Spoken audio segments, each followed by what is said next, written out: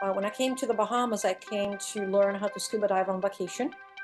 And during the vacation, I was just like, wow, this is amazing. I fell in love with scuba diving. There were sharks in the water. A week after my vacation, I was back in the Bahamas. I left everything, boyfriend, promotion at Really? work, the car, yes, everything. Basically, to achieve at least 5,000 dives, it could be diving as many times as 100 times a year for 50 years, right? So how do you dive 21,000 times in your life? You said 21,000, right? There's nothing more magnificent than having a reel in your hand. And in the silence of your breath, this reel goes, it has a little scratching sound as you lay the line, and in front of you is endless possibility. So, Cristina, you have completed the exploration and connection between a land-based cave and an ocean blue hole. And apparently it is a goal that many deemed impossible. And everybody's like, yeah, there's these two holes, but they don't connect. And you didn't believe so? No, I don't believe so, because it's the same thing that happened with the sharks. People say, oh, if you go in the water with sharks, they'll turn around and eat you. And it's just like, but why are we diving with all the sharks? Why are you saying this on the surface and then we keep going diving with the sharks? Cristina Zenato, welcome to the Shades of Life podcast. Thank you, Ingrid. Thank you for having me. I'm very honored to have you with us today, and we will start to go deep straight away into the ocean with you. So you are someone whose identity is very much linked to the ocean. Can you tell us, how did your connection with ocean environments and their wildlife start? How did it start for you? It starts from childhood. It starts from being born in an ocean family who always brought me to the water. And ocean is almost limited, because my family brought me to the water, whether it was a lake or a river, somewhere where you could go swim, jump in. I always done that. But so water. Yeah, my mom says that it was almost from birth, right? We spent 9 months in water, and then when I was born, she said that the best way for her to calm me when I would cry is to draw a little tepid bath and put me in it. Now, most babies will cry when you put them into a bath, but she said I will just absolutely relax and fall asleep. Oh, that was meant to be. It was meant to be. Amazing story. So I wanted to ask you, has there been an experience or a defining moment in your life when you decided, this is my life, so what you do with the ocean today? And, has there been a defining moment when you thought, this is what I want to do, and something that guided you in this direction? Yes and no. There was a childhood dream of wanted to be, and I was 8 years old. 8 years old seems to have been very much a very monumental cornerstone of my life. That's when I decided I wanted to speak all the languages of the world. Okay. I also decided I wanted to become an underwater scuba ranger who would roam the seas and tell people what to do, what not to do, and would have sharks Like for that. friends. And last but not least, I actually at 8 years old decided I did not want to have any kids. So it was very much a cornerstone. From there to deciding that this will be my life, it would take quite a few years, of 15, about 15, 16, when I was already, when I came to the Bahamas, I came to learn how to scuba dive on vacation. And during the vacation, I was just like, wow, this is amazing. I fell in love with scuba diving. There were sharks in the water everywhere. And I said, okay, how can I do this? And somebody said, well, you go back home and work 6 months, a year, take your next vacation. And I was 22, and I thought, no, I'll just put in a year. I'll just do a year. So I finished my vacation, went home, and quit everything. Wow. A week after my vacation, I was back in the Bahamas. I left everything, boyfriend, promotion at work, the car, yes, everything. And I remember I landed here, and they put me in this room, and he's all excited. And the next morning, I wake up in this lonely hotel room. The air conditioning was blasting. I didn't pay attention to it. And I woke up and it was so cold. And I was just like, and I looked around. I had one duffel bag and I was like, what have I done? And so I put on my uniform to go to work. At the time, I accepted a Oh, job in the wow. hotel industry. And I Mm, opened the door of this hotel room where they put me in. And I had arrived like at 11 p.m., midnight. And they said, you need to be at work tomorrow morning at 6. So anyway, I opened the door and the sun is rising. And the sky is painted in blues and purples and pinks. And I did not realize they put me right on the beach. And so I walk out of the room and all of a sudden it's like, whoosh, not too bad. and the heat just like in my face. And I remember thinking, oh, I know what I've done. And I closed the door and went to work and I never looked back. Wow, wow, that was quite a leap, wasn't it? Amazing. That was Yes. definitely a defining moment. I'm glad I asked you this It was a question. very defining moment. It was just like Wow, the moment I I opened it, I love was it. just like, oh, I know. And that was 30 years ago. Yeah, yeah. No, there are decisions in life we make. It's like in an instant and it can change your whole life. But looking back, I'm sure you don't regret it, right? Yeah. Never did. So, because you've been doing this for a long time, I also wanted to ask you, have you been through different phases in your work throughout the decades? Like, for example, I love art. And if you look at, I don't know, Van Gogh, for example, you know, just like a painter can go through a blue phase or an abstract phase, Exactly. and their work evolves in phases. Has your work evolved in phases? I would say so. In a certain way, it has. I would say, obviously, it had different phases. There was a physical phase where you start and you're a beginner, and then you become a professional, but then you're a beginner professional. You know, you're a brand new diving instructor. You are open water scuba instructor, but then you go cave diver, and then you become a cave instructor. So obviously, there is that phases, which is your formation, which Training. comes with time. But I think there was a second phase. The second phase was the first part of this was very, and I say this with all the honesty that it can be. I was selfish. I did this because I wanted to be in the water with sharks. I wanted to cave diving. It was all about me, my experiences, and taking in all of this as much as I could, which in a certain way helped building, obviously, my portfolio. I think the second part was realizing that in order for this to stay kind of like quote unquote mine, I had to actually make it for others. Not everyone shared this blind passion for caves and this blind passion for sharks. And so I realized that all that I really love so selfishly was very much a risk.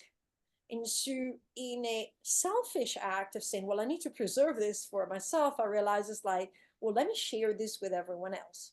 So I Yeah. would say those were the two phases. It went from being, this is all about every experience that I can, how I wanted, when I wanted, to, oh, let me make this available to everyone else. And in a certain way, it's true. The more you give, the more you want to give. And so that Yeah, was the that's second true. part of my life is I want to share this with everyone as much as I can and take them down there and involve. And that's where conservation came in. It was a evolution of this true passion and obsession that I have for the ocean. Yeah. But the blue phase, I always been on the blue phase. I never changed my blue I love phase. it. No, thank you for sharing this. I actually love to ask you this question because we all go through these phases of life and they don't forcefully happen, you know, at the same age for everybody. But I think the older you become, generally speaking, the more your attention turns outward to others. And I think you've explained this really well. Like you started to do things for yourself, which I think everybody should do that. Mm-hmm. But then you build yourself, and then, yeah, this is when you can expand. So that's really beautifully said. Um, so something else I wanted to ask you, has there been any moments of doubts? Because again, you know, when you go through phases, there are challenges arising along the way. Um, And so, has there been any moments of doubts or when you didn't know what next step to take? And is there perhaps any interesting transition phase story you could share with us today?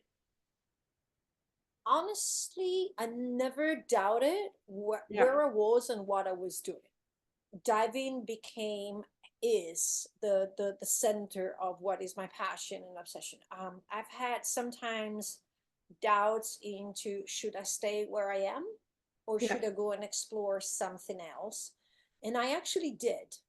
I actually, in 2000, I left the island and my job position, pursuing different options around the world. I had job offers in Caymans, Vietnam, on a liveaboard in Indonesia, um, Dominican Republic, and I basically sent out this, I am looking for something new and different.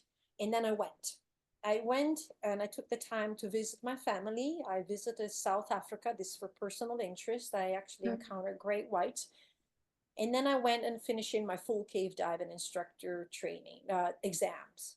And while I was there, I was with a very, very nice, generous man. Harry Averill was my mentor through my formation as a cave diving instructor, is still with us, but was very much helpful. And I remember I had all these job applications, all these work permits, paperwork to fill in from these 5 or 6 different places in the world that I had accepted my application. And I kept crying. I was just crying. I was just crying. I was just like, I don't know what to do. I don't know what to do. And I remember Harry said, we were driving, and Harry said, he said, stop. He said, think about yourself going back to the island, this island where I am. And I remember thinking that, and it was, the tears were gone. That anxiety was gone. That sense of loss was gone. So I came back. So I did 6 months, kind of like cruising around. I kind of got it out of my system. And so in hindsight, if I were to recommend a young person, I would recommend them do what I did when I was 22, which is jump, go, try, right? But do also what I did when I was 30, 29, 30, and jump again and try again, so that whatever experience that you do, even if you think, wow, that was a negative experience, it's not negative. It tells you what you want and it tells you what you don't want. That was the only time when I was just like, I felt that what I had on the island was not enough and I wanted more. And when I was out there and I had all of it, I could pick whatever I wanted. I had so many job offers. I realized that what I had on the island was enough. And I came back and I never felt that that was the incorrect choice. Yeah, you realized it was your home probably, and that's where you were happy. Yeah. That was it. Happy place. But in a certain way, sometimes you kind of like have to either leave it or lose it a little bit to realize how much you miss it. I was lucky enough in the way I did it. It allowed me to come back. So again, if we want to counsel people, is when you want to try something, don't burn bridges. Do it in the correct manner. And that's how I did it. I said, I feel restless. I need to go. I need to try. And I remember my boss at the time, because at the time I was employed by a dive operation. He was like, okay, yeah, sure, no problem. You go. And then when I called him back and I said, I want to come back, I remember him telling me on the phone, he said, I never turn your work permit in. Oh. He said, I just wanted you to go and experiment and figure it out. Your work permit, he says, if you land, he said, I'll have the secretary waiting for you at the airport with your work permit. At the time, back then, I had a work permit. Now I'm naturalized. I don't have that. But back then, he says, it's waiting for you. Come back. We have you. Yeah, that's beautiful, Cristina. I love such wise advice. I love how you advise to explore, but also don't burn bridges. I think that's two great messages. Yeah, absolutely. Fantastic. So diving is a giant part of your life. We are going to discover a bit more about that. And you are a Platinum Pro 5000 recipient. So I actually didn't know myself what it meant when I read it for the first time, and I had to check it out. So for people who don't know what it is, can you explain to people what is a Platinum Pro 5000 recipient? Because you are one. Yes, I have to say maybe I'm a pro 21,000 now. Well, yeah, yeah, probably much, much more, It's actually which about is already 21. amazing. It's about 21,000 now. So the Platinum Pro 5000 is actually given by a specific training agency, SSI, but is given actually to professionals in the industry, no matter what their agency is. Agencies are the ones that train you. Let's say the same way you fly. You can fly Lufthansa, you can fly American Airlines, you can fly United, right? So the agency, you can be a PAD instructor, SSI instructor, NOW instructor. But the agency said we'll recognize these professionals that in their lives have completed 5,000 or more dives successfully and safely. And that's when you receive the recognition. It's a recognition to basically say well done, but also well done for following the rules, well done for sticking to what are the industry standards, and for basically making diving a more popular, but also continuously keeping it safe. And that's Yeah. when you receive it. People have to nominate you for it, and then they usually contact you and they say, okay, what is your background, what you've done, and then you Yeah. get selected. So to put things in perspective for people who are watching or listening, basically to achieve at least 5,000 dives, it could be diving as many times as 100 times a year for 50 years, right? So how do you dive 21,000 times in your life? You said 21,000, right? How many times a day do you dive? Do you dive several times a day? In the old days, up to about 10 years ago, I would say that I did multiple dives because I was more into the recreational world from a professional point of view. But in my first decade of my life, I was collecting between 800 to 900 dives per year. Oh my God, yeah. Yeah. So you Uh, can dive several times per day. Absolutely. And Yet then it is safe. Okay. yes, in the last few years, also because technology has changed, my profession has changed. Maybe I do one dive a day, but then Okay. I'm on a rebreather. I can do 4 hour bottom time. So Okay. from a number of dives, I've been collecting less dives per year, which is also good because I'm getting older. But some of them have these long bottom times, and so the number has decreased of what I log, but maybe the bottom time, quote unquote, Uh, matches. But so that's do how I did it. Yes, I used to yeah, push very hard. I would do easily 4 to 5 dives per day for days on that's a end. passion. Yeah. So do you have to log the dives digitally? How does it work? In the old days, you No. logged them on.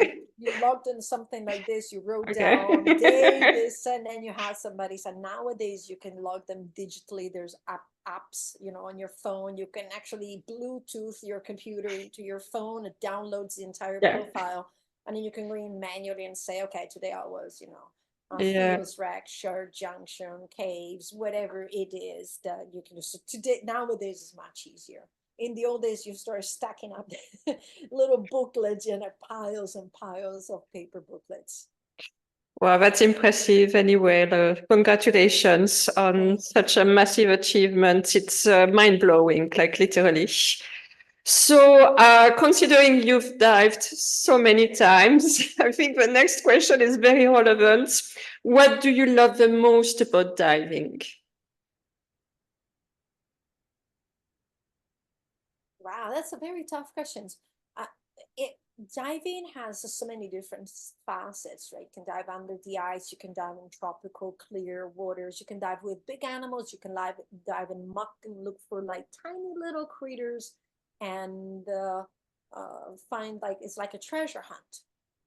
And maybe now just saying that, that's what I like about most about diving. You can do it all. You can have it all. You can be in crystal clear 30 degrees water. You can be looking through tiny little stuff in the muck. You can actually dive over pinnacles underneath the ice, underground, in mines and caves, in the alpine lakes.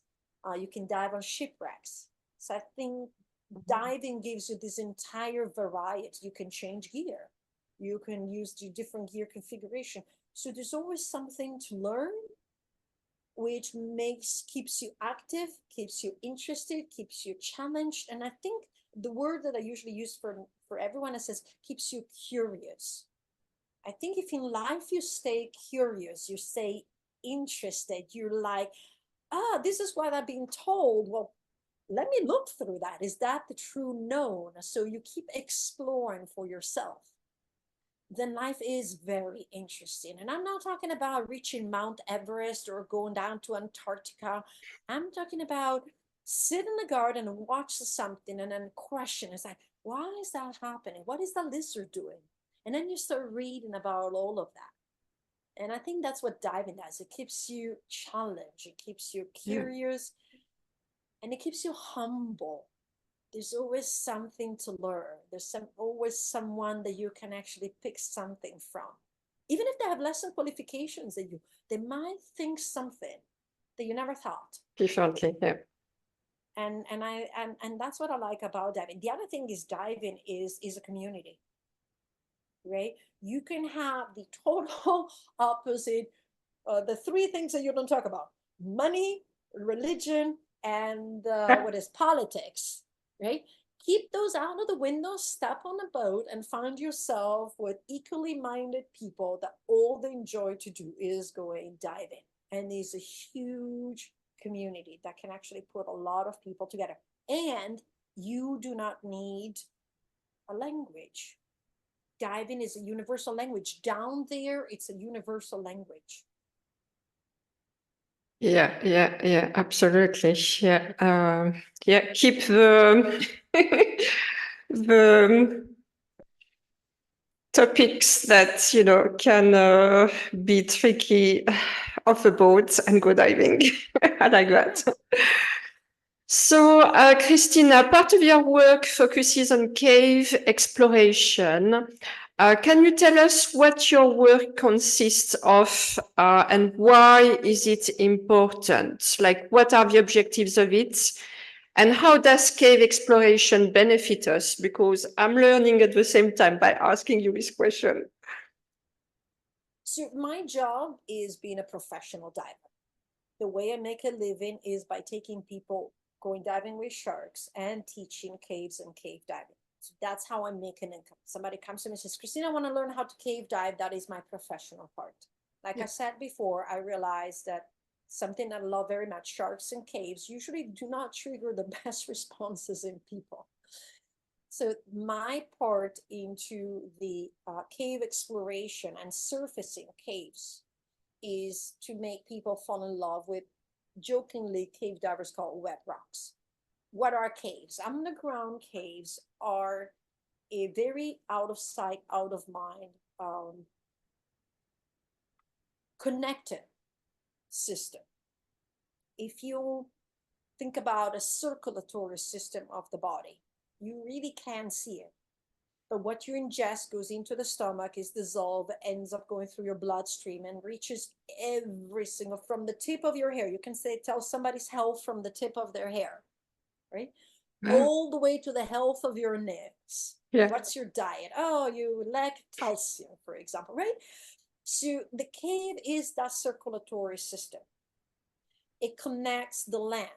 It connects the under the land. It connects what we do on the land with under the land. And then it transports it like bloodstream to the creeks, to the bays, to the rivers, to everything.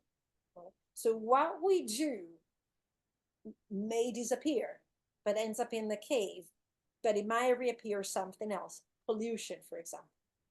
So caves are so important because they are very much forgotten.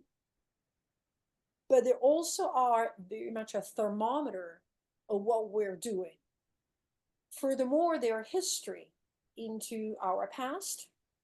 They are a sample of our present, and they're very much a, a, a mirror into the future, what they call like a future mirror ball into the future. And I explained that in the caves, in the eternal darkness, in the oxygen-less water, they are preserved fossils of who was here before us. That's a story.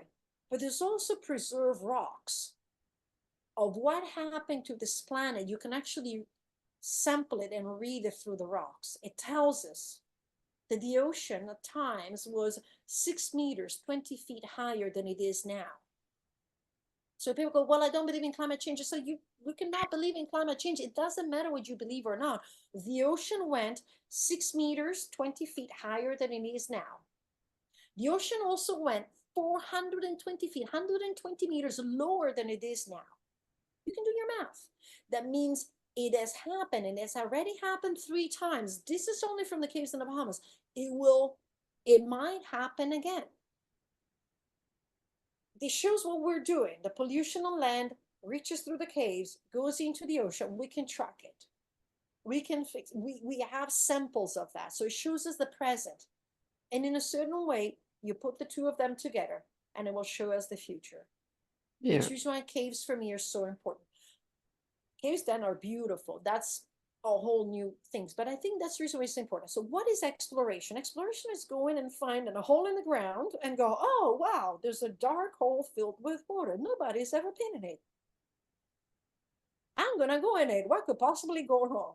In a way. So we are trained, we are equipped, and exploration usually doesn't come after you learn to cave dive 12 or 16 dives later. It comes hundreds and hundreds of cave dives later.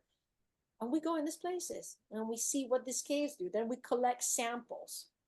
We put flow meters. We watch what the water is doing. We collect flow. What the water did. What happened during a hurricane? What happened to the water? What happened to the sediments? What is the water quality of this cave that is underneath a development? What happened to the water quality in this cave that is underneath a factory? Where does this cave go? You know how many times we swim by people's homes with the pipes that come through the ceiling of the cave and keep going through the bottom of the cave and it says, Wow. sewage on it. We're like, oh, right? So we trace maps. And we're like, oh, wow, we were swimming underneath your home today. And we swam underneath this restaurant. We actually swam here. And then we come out in the ocean. So we bring it up so people can connect a little bit better.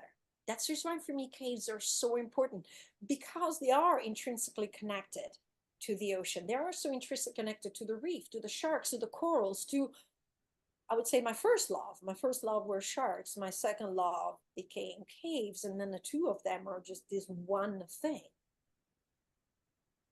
Yes, so yeah, the caves are a great connector, and it tells a story, and you need to be able to almost like translate this story. Yeah, that's amazing. So Cristina, you have completed the exploration and connection between a land-based cave and an ocean blue hole. And apparently it is a goal that many deemed impossible. So for people like me who are not diving specialists, can you explain why it is thought to be impossible? And what did you learn from that experience? Because obviously you went through it. This was a unique cave. So blue holes in the Bahamas are the ocean holes, like the blue hole of Belize, as well as the land caves. It's a general name. In Mexico, they're known as the cenotes.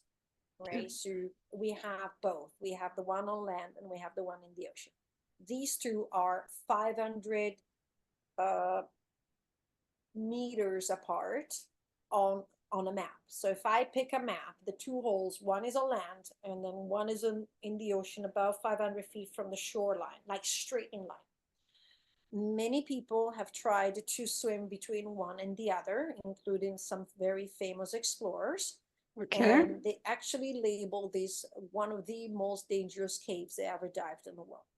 Wow. And so the attempts were abandoned through the years, and everybody's like, yeah, there's these two holes, but they don't connect. And You what I didn't believe did, so. no, I don't believe so, because it's the same thing that happened with the sharks. People say, oh, if you go in the water with sharks, they'll turn around and eat you. And it's just like, but why are we diving with all the sharks? Why are you saying this on the surface? And then we keep going diving with the sharks. So the known that was presented to me didn't match with the experience. Okay. And that's what I said, tell people, sometimes you need to question the known. Exploration is just not exploring the unknown. It is exploring the known. That's what science does. Oh, I did this experiment, these are the results. The other scientist goes, I'm going to use your experiment again and see if your results are correct. So what I did is I started going back to this hole, because I was convinced that they connected, and it had to do with studying the flow, studying the tides. It took me about 5 years. The biggest demonstration of this was exactly that. The hole on land was fed from more water on land that came down into the hole on land and then kept flowing towards the ocean. Heavily polluted. That cave is heavily polluted. And by swimming through it, right? I know I'm only 5'5", a meter 70, but swimming through it, I demonstrated that if a human body can go from here to here and from here to here, imagine invisible polluting particles like E. coli or chemicals, how they can flow from here to here, surface, and then keep flowing into the ocean where the fish, the corals, and everything went. And so that was a cave that I used as a baseline to then propose marine protected area where other caves that were not developed over existed. So I was like, hey, look, people, this is what's happening in this cave that is being overdeveloped, is not being managed. There's not a consideration for the land mentioned above it. It's okay. This is what happened, unfortunately, but look at the results. I am proposing that we protect this area and this area which have not been developed. This is my proposal. And that's where the cave also mapping comes in. So I propose the maps. I show where the cave started, where it went, how it, and last year we finally had the two proposed area approved as marine protected areas. Yes, the whole extent of it.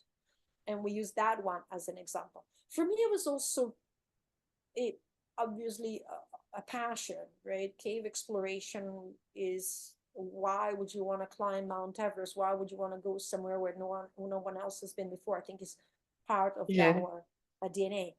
Cave exploration for me, it's better than going into space. It's space on this planet.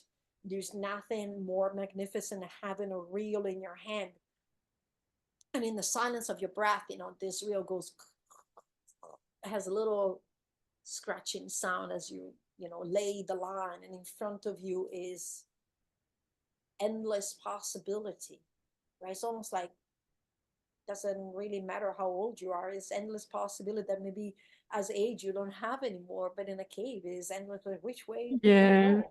Where am I gonna go? What am I gonna choose to do? Exploration is fascinating for me. So you have a true spirit of adventure all the same. A calculated adventure. Cave divers are very, very meticulous risk mitigators.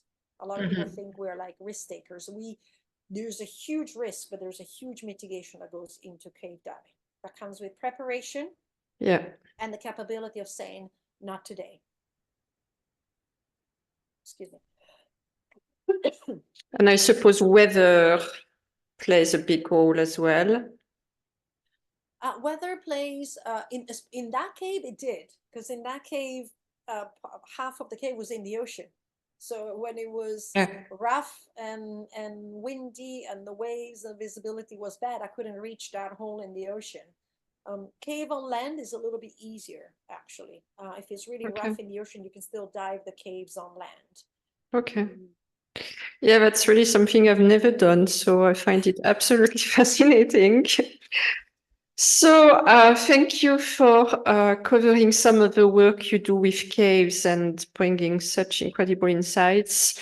You have also done, Cristina, some groundbreaking work with sharks, and I think you are very well known for it. I actually had someone on the podcast on Monday, and I mentioned your name, and immediately shark came. So I think your name is associated with sharks for sure. Mhm. I think you've even been dubbed a shark whisperer, which I think probably suits you very well. And to the point that it is said you speak 5 languages, you said, but you probably speak another one with the shark language. Um, so why is part of your work focusing more on sharks in particular? I think you mentioned it was your first love, so I'm interested to know more about that. And can you also give us some highlights of the groundbreaking work you've done with sharks to know more about you and what you've done? So why I'll start by sharks? saying why sharks. Why I'm gonna start by sharks? saying I actually do not like the name Shark Whisperer, and Oh, I will okay. will develop that. And the reason why is it's okay. I mean, everybody finds Shark Mhm. Whisperers to me has something of like fascinating. Remember the horse whisperer, somebody that is Yes. capable to tell the horses what to do. I actually do not whisper to sharks. I don't tell the sharks what to do. And because of my background in languages, I consider myself more a shark interpreter, right? So I quote unquote listen to the shark language and interpret that for people. That's where behavior comes in. So it's not that I do anything magical. I do believe that anybody that is interested and puts enough time into this will eventually be able to understand that. Yeah. The passion comes from a childhood dream, that childhood dream of being an underwater scuba ranger with sharks for friends. From that to where I am now is the absolute, in a certain way, quote unquote, luck Yeah. of coming here, which was a series of coincidences of places that I wanted to go that were not available. I ended up here. My first dive, I saw sharks, and then I made that choice. So there's some coincidences and a lot of hard choices that brought me into working with sharks. The groundbreaking part, I think, is what I just mentioned. When I started diving with sharks, when we were diving with sharks, sometimes we said these things on the boat to people. You had to read these warnings. You have to, oh, diving with sharks is potentially dangerous. There's a risk of damaging to yourself and your gear. If you do not wish, you need to leave the boat now. We will give you full refund. And then we went sploosh. And we were like, oh, look, sharks. Oh, yeah, sharks. Oh, yeah. So we're diving with sharks. And so I was just like, well, why we're saying this silly stuff on the surface that doesn't match with down here? And so I made it my life mission in a way to interpret shark behavior correctly. To do that, I went and dived with a lot of sharks. I traveled the world whenever I could, whenever I had money to meet other people, to work with different species of sharks. I listened to them and their interpretation. I observed, I accumulated all this information. So I don't think, in a certain way, people think I'm doing this exceptional thing. When I sit back, I think the people that train dogs correctly are extremely exceptional. Yeah. There's someone that I follow that Okay. does a dog psychology, but at the end of the day, it is the same thing. What are sharks? Sharks are animals. What kind of animals? Well, very different ones, right? The smallest shark in the world is the size of a pen. The biggest shark in the world is the size of a bus.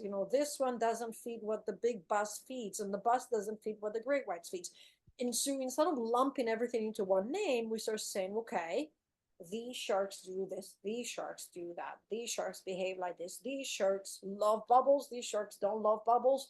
And all these kind of like hearsay, all these labels that people slapped on the word sharks. I basically sit there and nitpick on the label and trying to rip it off and say, no, it doesn't work. And I think the important part is maybe downgrading sharks Mm. from these mythological monsters, like mindless creatures, something that we cannot relate to say, you know what, if you do understand a little bit lions, dogs, not the sharks or mammals, but when something happened, you go, oh, wow, yeah, well, these people really disturbed the elephant. That's the reason why the elephant trampled them. Right? Let's figure it out that the most dangerous animals on this planet are herbivorous. Right? We transfer that to sharks. And we start thinking, well, these sharks wouldn't do this because it's in their code, it's their natural code. And I think that's all I'm doing. I'm an interpreter of natural codes and trying to bring them up to this is an animal, this is plausible behavior, there's sometimes an exception, but in general, this is what happens. And I think sharks need that because there's no word worse than shark to triggers people's reactions. Somebody posted a picture of a white tip sleeping on the reef, and there was all these people, right? Oh, nope, no, sir, not me. And I actually wrote to them underneath and I said, this is true curiosity. I have a PhD student that is actually doing a PhD on this kind of reactions. Would you be comfortable? Tell me why on the simple picture of a tail of a shark sleeping on the reef, you wrote, yeeks, no, not me, no, sir, nope, never. Why? And that is what I'm trying to chisel away. Because the reason behind those is not, I have encountered the shark and I've had a bad experience. The reason behind those is I have no clue about sharks, never been in the water, never seen one, never encountered one. Yet this is what is being fed to me through incorrect media, hyped up information. I know that let's not blame movies, please. That's a work of fiction. And so I make my mind up on a complete bogus information and I close it. And I'm kind of like, I'm sitting there, knocking. It's kind of like, hi. Can I share proper information? Can I share proper, true experience? That's a really important message, I find, Cristina, because you're obviously taking the example of sharks, but I think the same could apply with any animal. And it's about how can we establish a better connection between us and animals and understand them better, because a lot of the issues we have is probably because of this disconnection. And sharks obviously have a certain image in people's imagination, people's minds. So, yeah. I'll give you an example. I have pit bulls. I rescue pit bulls. There's a huge diatribe going on right now about pit bulls. And I don't know, the first time I adopted a pit bull, because there's a lot of abandoned pit bull here, somebody said, remove her teeth. I was like, excuse me? She says that, oh, pit bulls are dangerous because when they bite, their jaws lock.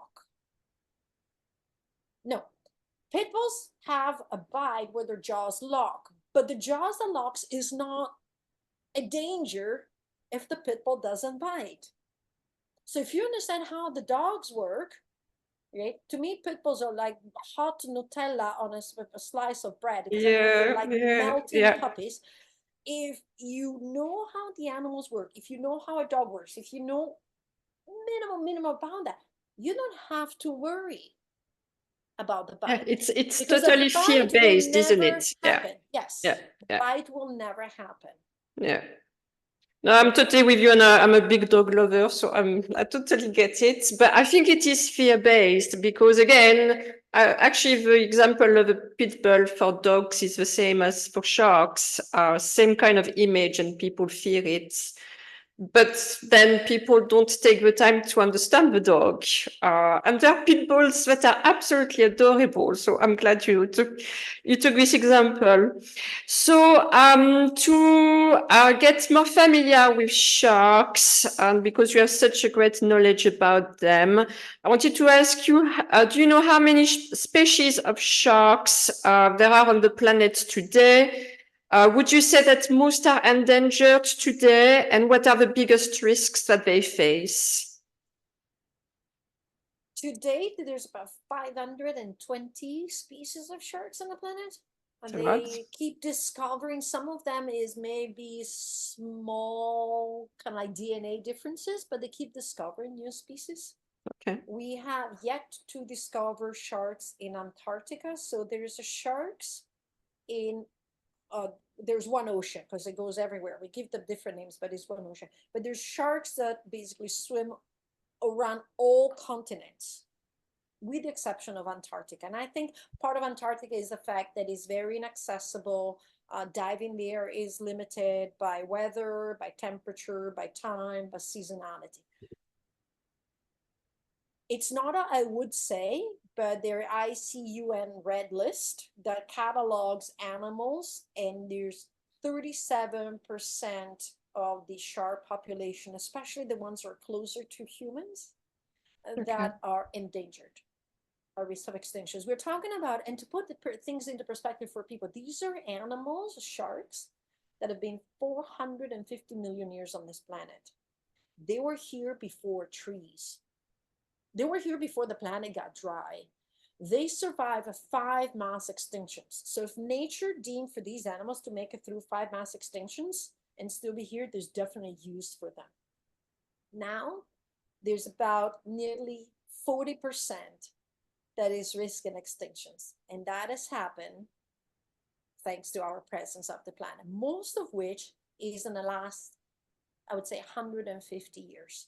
Yeah. So with the development of the Industrial Revolution, with the expansion of our reach through the seas, the changing in which we consume, the changes in which we preserve, the fridge, the freezers, the industrial fishing vessels, with the expansion of the population, demand and the pressure that we're putting on this planet, we are actually putting on the brink of extinction an animal that has been here longer than the rings of Saturn. And I think that is, I mean, people worry about like politics and things like that. I would worry about that. If nature has deemed for these animals to survive all this time, there is a reason.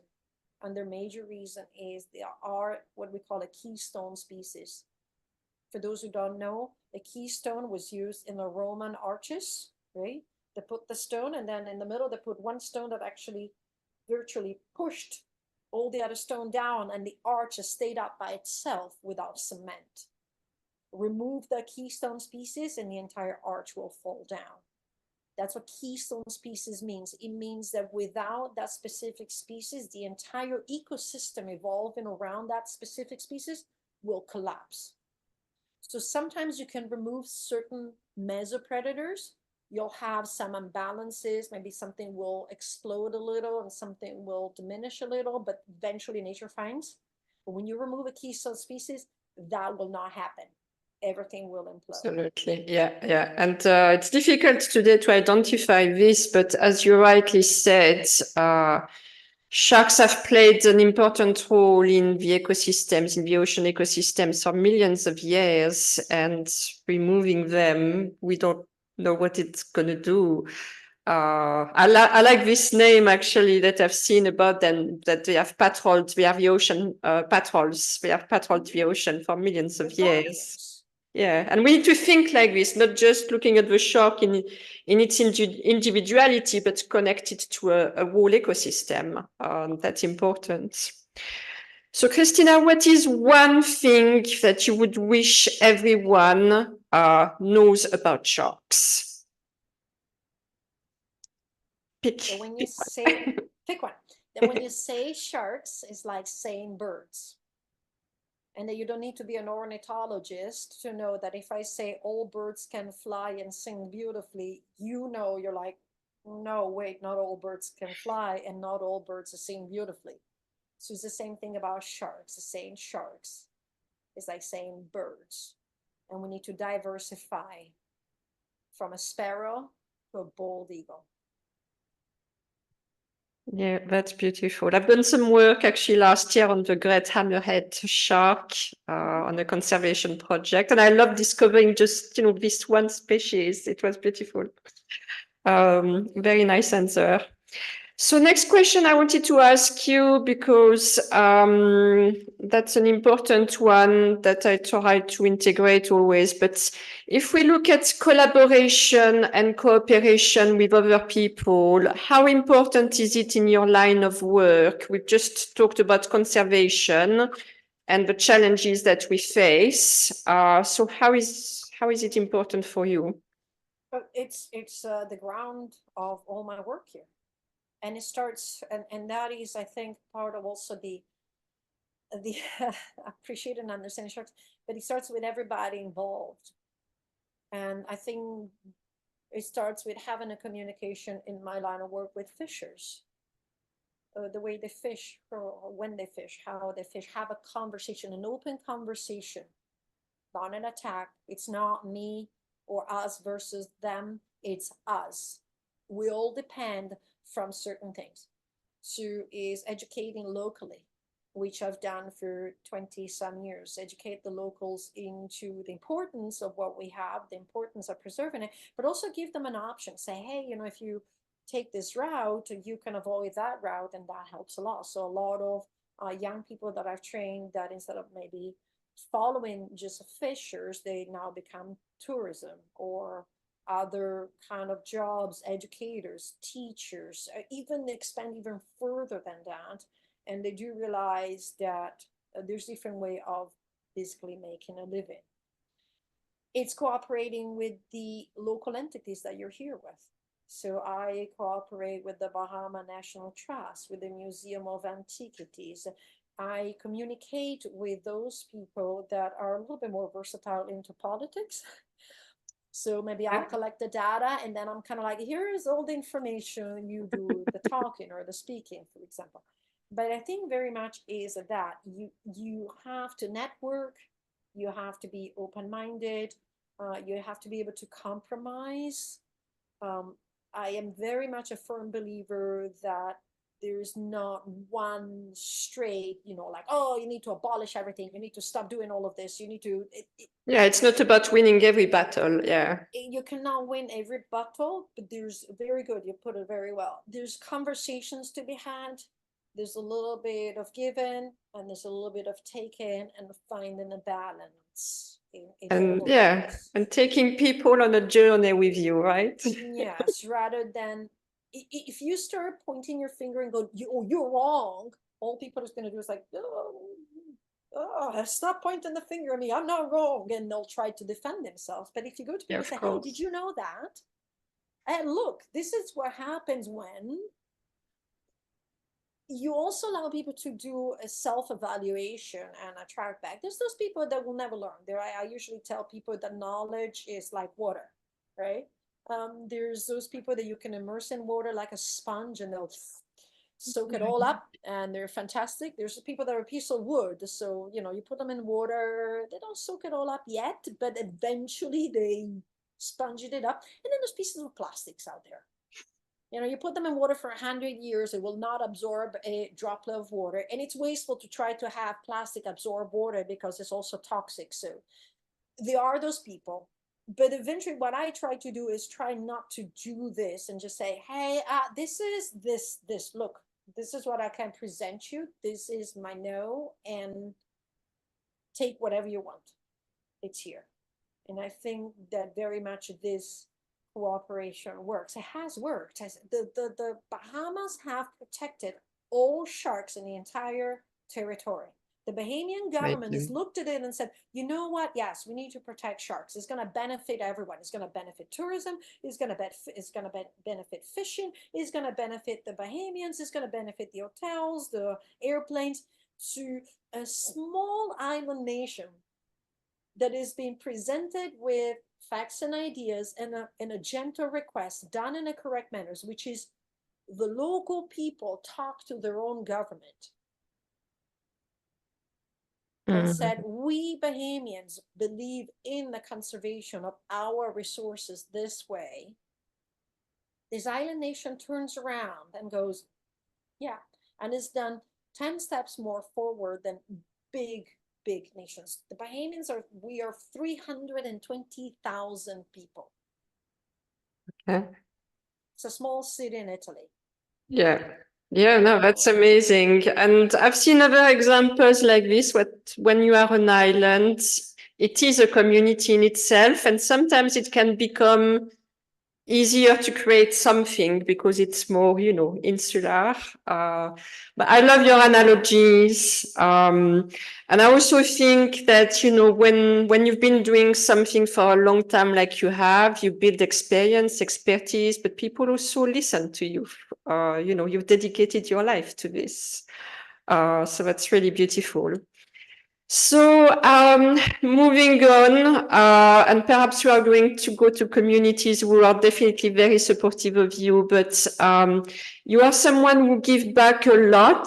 And I hope this is not when I'm going to embarrass you, but I'm going to make a list of everybody you support or is supporting you probably. But basically, you are an inducted member of the Women Divers Hall of Fame and the Ocean Artists Society. In 2019, you created a nonprofit called People at the Water. You actively support also other nonprofit organizations such as the Bahamas National Trust, the Women Divers Hall of Fame scholarships and training programs, the American Shark Conservancy. You are a mentor for World Underwater Scholarship Society and the Explorers Club. I had someone else on the podcast from the Explorers Club. And you dedicate a lot of your time to the education of local students in the Bahamas. So I think just with this list, I'm sure you do other things. We can see you are very dedicated, very connected. You definitely network a lot, as you've explained. And to me, when I look at this and what you've done, it seems to me you have a great passion for all things education. So would you say it's correct? And why do you have education at heart so much? I think there's two people that have two different quotes. One was Baba Diop, 1968, and he says, "In the end, we will protect what we love, we will love what we understand, and we will understand what we're taught." And that Marie Curie said the other one, which is, "Now it's time to fear less and to understand more." And both of them bring us back. I think with knowledge is power. This is such a cliche word, but it's so true. Once we know, once we understand, it's easier also to appreciate in a certain way love. And once we love something or someone, then we want the best for them. So education is, for me, core. I go by three words. I usually say exploration. We already talked about that. Education is the second one, and conservation. We already talked about conservation. The link between the two is education. I first educate myself, and then I share this. And I try to share, it's true, I share a lot. I do all sorts of talks to students, to clubs. I host students that stay on my couch and live with me for 2-3 weeks for free while we train them and all that. And I have people say, well, you should get paid for the talks. And I'm always very reluctant. If somebody offers, I'll take it, but I'm very reluctant to ask for money for education. Because when education is free, then it's more accessible. So I will always be available for a podcast. I will always be available for a talk to a student so that what I know, maybe it can be expressed more. Without education, without outreach, what I've collected is like a private Van Gogh collection that I keep in my safe. Instead of having a beautiful Van Gogh, we were talking about painting. And I love Van Gogh. So, or instead of having Van Gogh somewhere that is accessible. That's beautiful. Such a great message. And thank you for everything that you do in this area, because I also feel very strongly about connecting people. I think it's important to connect, and when you have such a great knowledge, expertise, you can talk, obviously passion, and you talk about it with passion. That's just so important to transmit this to other people. So thank you very much for what you do. I've seen this on your website, I think, but I've seen someone saying that you are a wonderful role model for young women. That will allow me to connect with a next topic. But why would you say, why would people say this about you? Where does it stem from, in your opinion? I I don't know. I think I was actually having a conversation yesterday with two other amazing women in the diving industry, Alessandra and Beatrice, and we were talking about the concept of role model. I think a role model, the best role models are those who do things following their heart with true passion and interest. And I never stand out saying, "Well, I'm going to be a role model." If you start thinking that, I think you fail to actually follow in your true heart. But once you start following your true heart and you're true to yourself and you project that direct image of yourself, then people can feel you. So I think that that's what happens is as I kept going along my way and enjoying what I was doing and trying to share and being so passionate, people go, "Wow, this is so amazing what you're doing. It is just so inspirational. Oh, as a consequence, you're a role model." So it's something that others gave me. I never said Yeah, it's a I'm a role model. consequence of, It's yeah, a consequence. But I yeah. think the main consequence is doing things true to your heart and true to yourself first. You need to be true to yourself. Don't do it for recognitions or names or titles or anything. Like just do it because this is really what you want to do. And when that transpires through, I think that's when you attract, right, the correct energy. You exude a certain energy, you attract that energy. And that's, I think, how eventually somebody says, "Well, you're a role model," if that makes sense. That's I think how it came. So as a woman, but as a diver, not really as a woman, I always did what I had to do. And in a very much a male dominated industry, maybe sometimes it was tough, but I never sat there and going, "Oh, poor me." I was like, "All right, I'm gonna do it I harder and don't I'm do gonna do it it. higher and I'm Yeah, gonna yeah, do it better yeah, because that's what I want to do." And some yeah. people looked at that and they're like, "Wow, oh wow, you manage that. Okay, that means that others can manage that." And I think that's what role model is just be true to yourself, be true to your heart, and people will just exude your energy. And I'll give you a very, very basic example. If you go on my social media, if you look at me into this podcast, I look the same. I know it's a silly things, but I do not filter my pictures. I do not change the way I am. I want people when they find me on the road to go, "Oh, wow, you look 20 years older than the filtered pictures on Instagram." And I know it's a small thing, That's so good. but I don't filter myself. That's I good. mean, yeah, I filter a little bit how I talk. I I'm try to rooting be. for you. That's such an important message, I find, for the younger generations. I think sometimes, when you're younger, you don't have the same confidence, perhaps, No, or you're absolutely not. influenced by, and things are moving so fast.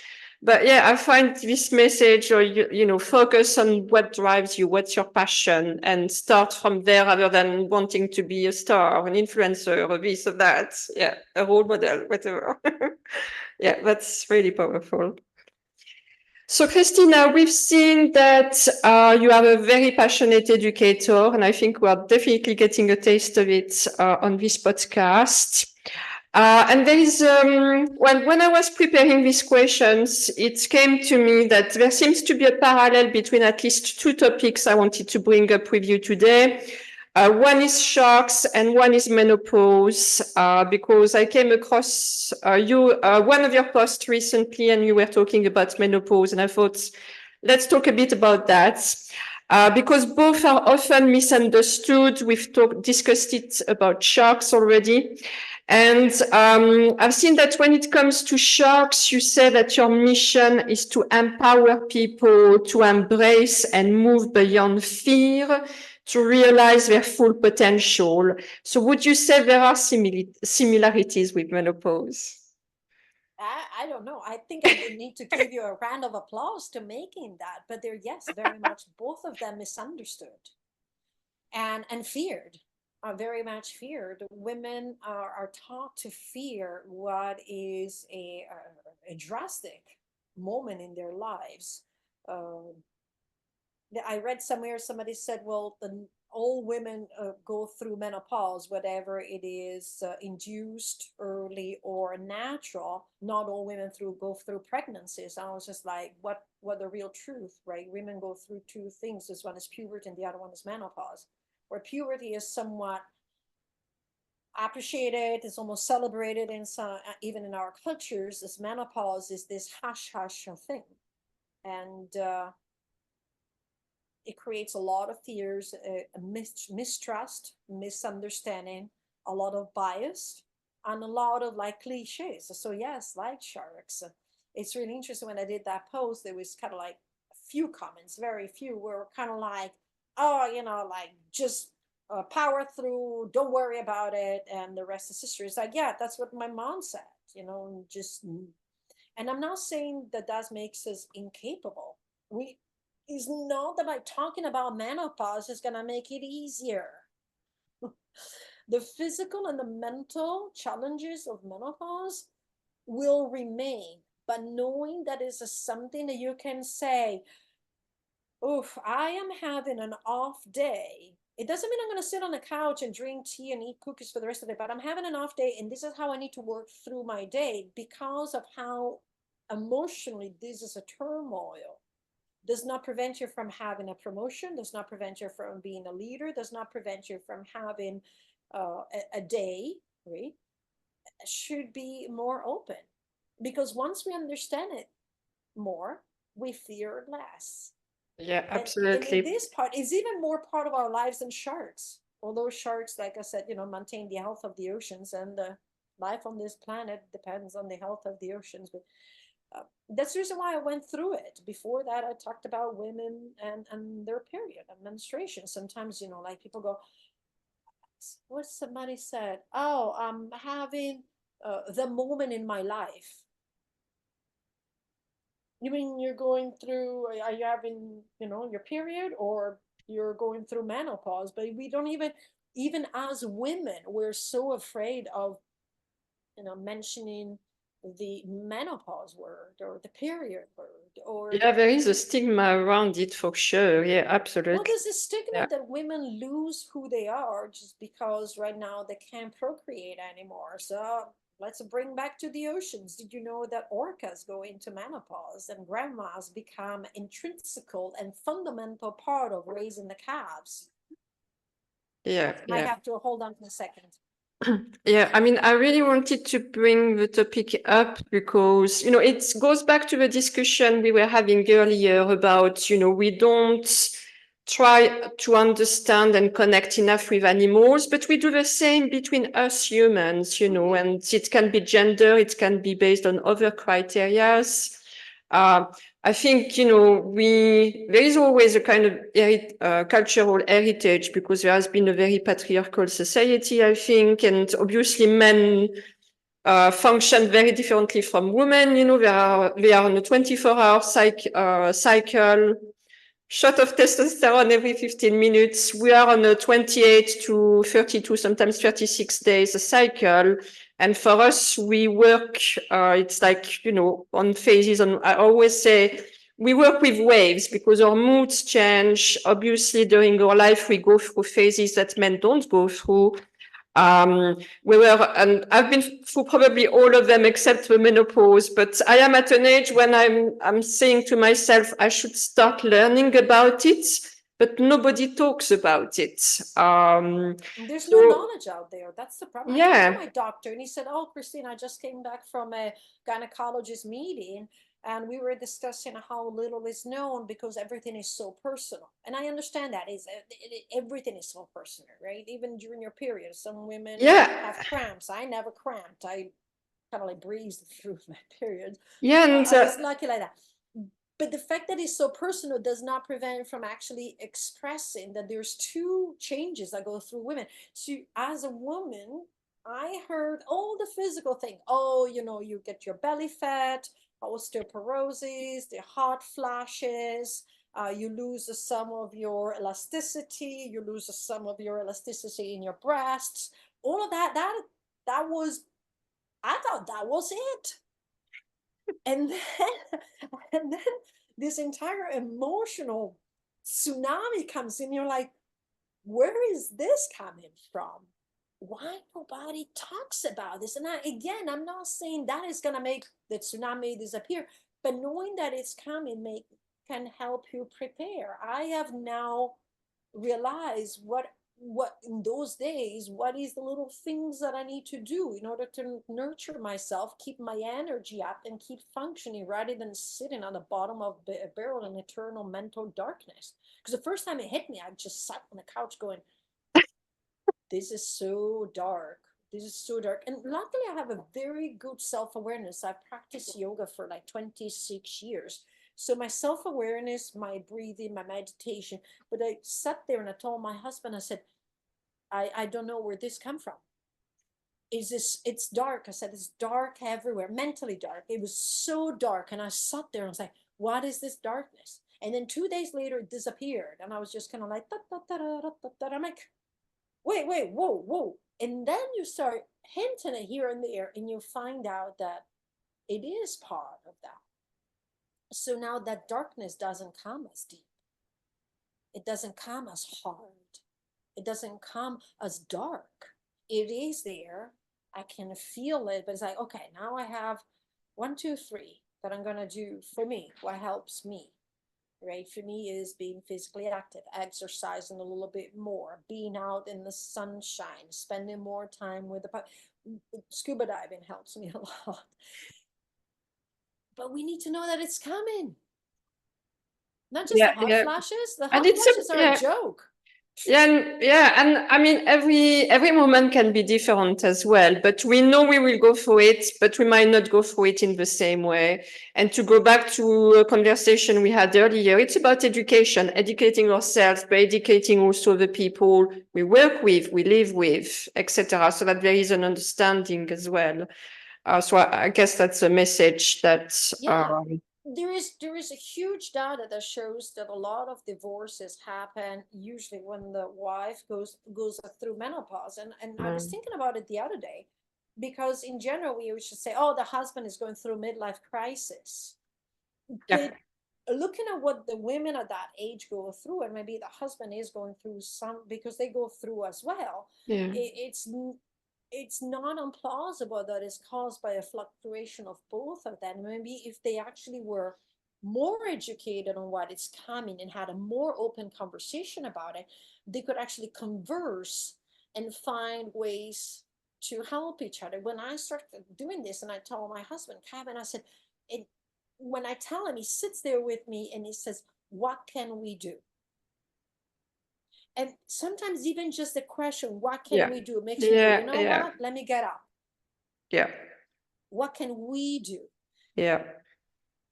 So it is about knowledge. It's about not burning witches at the stake.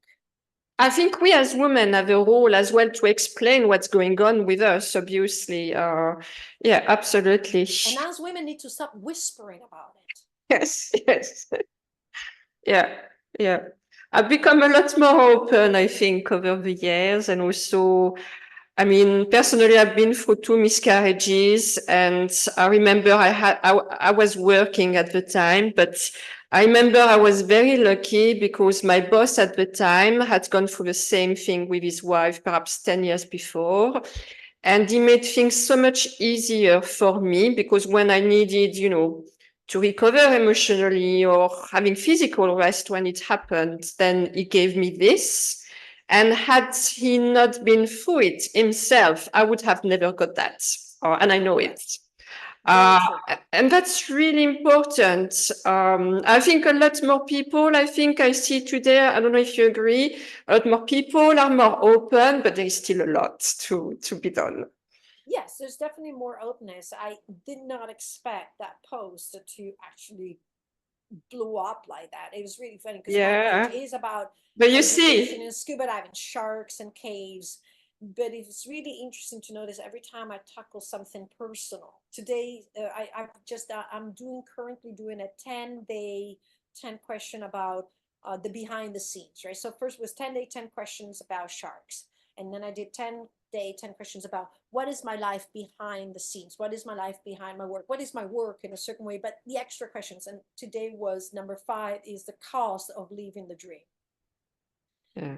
And I shared that, and it was very much something. A couple of people might thought it was a pity party, but it's not a pity party. They say, no, no, this is the cost, this is what I paid, and we have an open conversation about it. And I had probably a couple of young ladies saying, it's so good to read this because now I know a little bit at least what's going to happen, what are my options, what is that I can gauge that I want more or the other. And I think openness with all of this conversation and knowledge brings a much better balanced situation for everyone. Yeah, and I'm really glad you mentioned this. I'm glad your post exploded on this topic of menopause, because that's also part of my objective with what I'm doing with the podcast. I don't want to only talk about, the great missions of conservation and all of that, but I also want to talk about the human side, because at the end of the day, it is linked. It's like what you said, pointing the fingers at people, it's the same. That's not how you're going to convince them of something. So we need to be all a bit more human together to make everything work a bit better as well. So conscious of time, Cristina. So last two questions. Moving forward to the future, what are your next steps, and what can we expect to see from you moving forward, knowing everything you've done? But are there projects that really stand out for you over the next year? Considering that I always have like 2 3 things that I'm always looking at, one of the things I tend to try to tell people, I have people say, so what's your next project? And he's like, well, I live my projects, right? My life is still working with sharks, it's still working with caves and exploring caves. So is not that I have a defined project that starts tomorrow and finishes in 3 months and I have an expedition. I love it. In general, Yeah. it's true. In general, I am evolving a little bit in the way I'm working. So professionally, there's an evolution. I'm leading more trips and doing more education. I'm kind of like expanding also my reach into personal interest of visiting other parts of the world that I couldn't before because also of financial restraints caused by the job position I had. From a personal point of view, very much a book.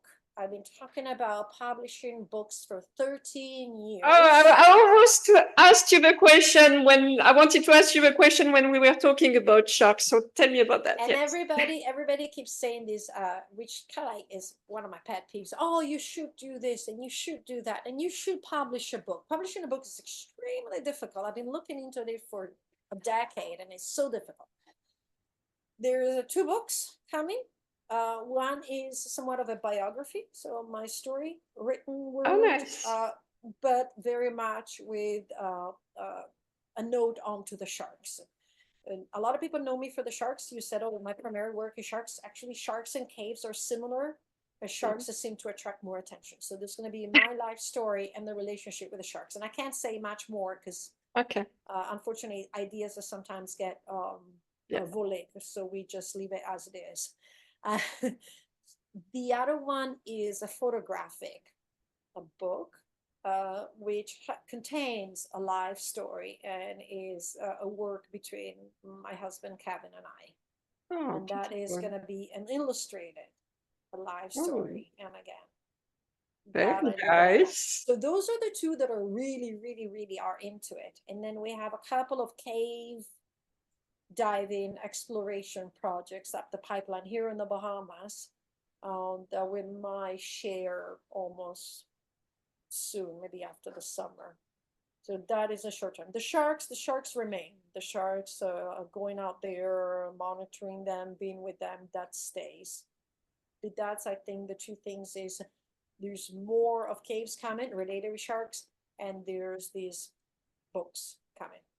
Yeah, well, let me know when the books come out. Probably not Will for do, now, for sure. but I'm very intrigued now. So I'd like to finish this podcast with the same last question for every guest. If you were a color, what would it be and why? To let us know a little bit more into your world and your tastes and who you are.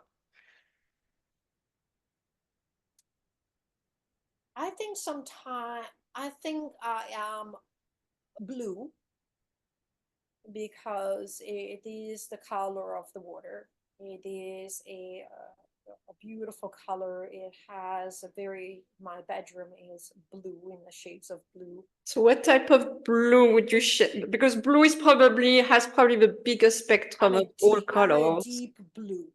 Deep blue. I'm a deep blue, but I'm also a crystal clear blue of the Bahamas. I Okay. am different shades of blue. Okay. They vary through the color that is underneath. The Bahamas have these different colors based on the color of the sand, the depth of the ocean. So sometimes I'm deep blue, sometimes I'm like a little bit of a crystal blue.